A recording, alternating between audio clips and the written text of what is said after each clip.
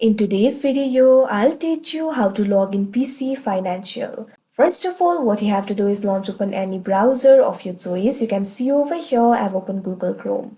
Now click on the search bar and type in this link secure.pcfinancial.ca/en/login. Press enter.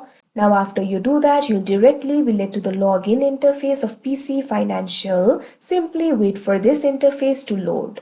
Now you can see over here, you'll be able to sign in to your account. All you have to do is enter your username and password. If you do not have the account yet, you can also create the account for yourself by clicking on this option, sign up. But if you already have the account, click on the field of username.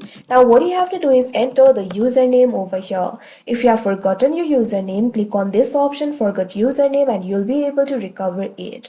Now click on the field of password and enter the password. If you have forgotten your password, click on this option, forgot password, and you'll be able to reset it. Now after you enter the username and password, if you want this browser to remember you, check on this box, remember me. After you do that, what you have to do is click on the sign in option that you can see on the screen. After that, you'll be logged into your account. So that is how you log in PC Financial. I hope you found this video helpful. Thank you for watching.